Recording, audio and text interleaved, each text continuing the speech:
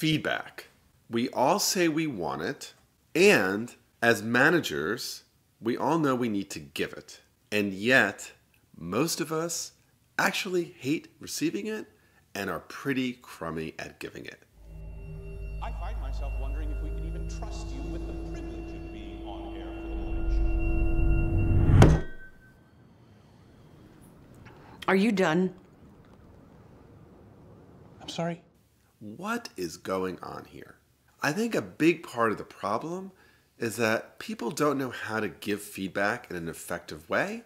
They don't really know what it is, and they get stuck. And so today, I'm going to share with you how to give constructive, useful feedback in a way that is honest, helpful, and most likely to actually be received in a way that will have an impact. So before we go on, I'd like some feedback from you. In the comments, share with me your stories of either giving feedback or receiving feedback that went well or frankly pretty darn crummy.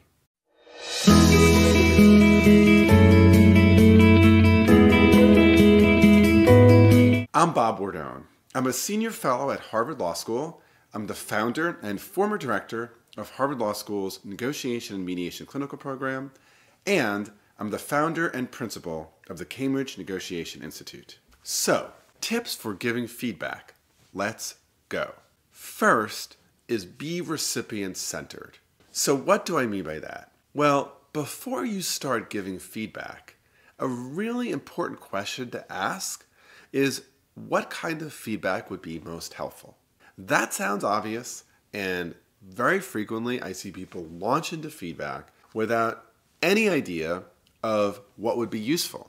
What does this person want feedback on? Second point about being recipient-centered is ask them, how do they like to receive feedback? People actually have very different preferences with respect to that, both around the how and the timing. So I'll give you an example. When I taught my negotiation class at Harvard Law School, I would often give a lecture to a big group of almost 200 people. Immediately after that, I'd be working with a smaller group of just 24 students. Now, I love feedback, and I particularly love feedback on my lectures, because that's how I get better. But here's the thing. If you are giving me feedback from the walk to the big lecture room to the tiny room where I now have to work with 24 students, it is not going to land. The timing is really, really bad for me. I would love to have that feedback later on. Other people have a really different view, right? For them, getting the feedback right away is when it's fresh in their mind, they can encode it, they know exactly what you're talking about. Let me give you another example. I have worked with some people who say to me, I really, really want to hear your feedback about what I could do differently and how I can improve. And frankly, I also need to know what I did well. And in fact, in order to be able to hear how I could improve, I need to know what I did well. Other people are like, just get to the point. Or I don't want that sandwich stuff. The one worked well, the one do differently, and then another worked well to make me feel good. The point is, each of us receive feedback differently, and if you want to be good at giving it, you need to know what does your recipient actually need here. The second tip here is that actually there are quite different kinds of feedback, and they exist for different purposes. So broadly, I want to offer you 3 different kinds of feedback. The first is what I would call appreciation. So appreciation is really acknowledging and honoring the effort that someone put into something. For example, I can say with absolute sincerity that I appreciate that you are all watching this video right now. It warms my heart. Most of us really like appreciation, and we really need appreciation, and it's worth giving appreciation. A second kind of feedback is what we call evaluation. So evaluation is really measuring someone against some objective standard or maybe against some set of other colleagues. So for example, right, as a professor, whether I like it or not, I'm often asked to evaluate, and evaluation comes in the form of a grade. You get an A, you get an A minus, you get a B plus.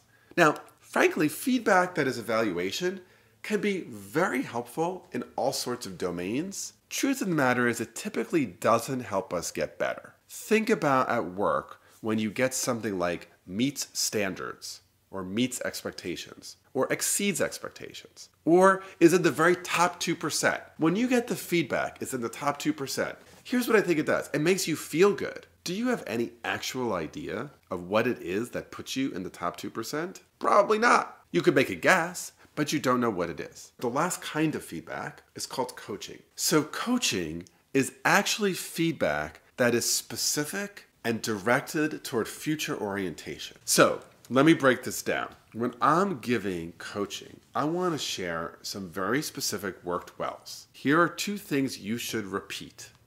It was really good you washed the salad, and it was really good you served it chilled. And here are some specific things you should do differently. Add spice, more chicken, less mayonnaise. I want to really make an important distinction here. It is not did wrong. Did wrong is what I didn't do right. Do differently is what I could do. The other thing I want to say about this is I want the coaching to be very specific. If I just said something like, make the salad more tasty, I don't know what that means. What is more tasty? Should I put cinnamon on it? Maybe I should put like a pound of sugar on top? Should I boil it?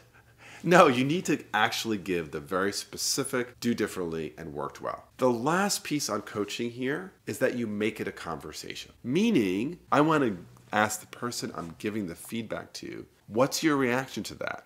What are your thoughts? It's not this case that just because you're the giver of the feedback, that you're the world's arbiter of all that is true in the universe. Making it a conversation involving the person to whom you're giving the feedback honors them, respects them, and frankly, helps you be more specific and useful in the feedback you're giving. So part of the reason why you want to make it a conversation really loops back to that recipient-centered piece. For example, if I say something like, add more salt, what's your reaction to that? The person might say, I could totally appreciate why you're doing that. Actually, what I should have mentioned is I was trying a low sodium recipe because I need to reduce my sodium intake. Oh, well, that changes my whole view of it, right?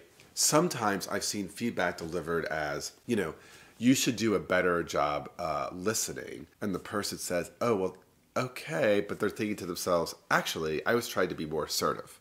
Or actually, I was trying to do something else. It's kind of the more you make feedback a conversation, the more you'll get valuable information that helps you hone your feedback in a way that's most useful to the person you're giving it to. Okay, stay tuned and watch this next video, The Art of Persuasion for Professional Success. And before you go, leave me some positive feedback by being sure to subscribe to my channel, like this video, and ring the bell. Okay, it's not difficult to keep watching. Click, click.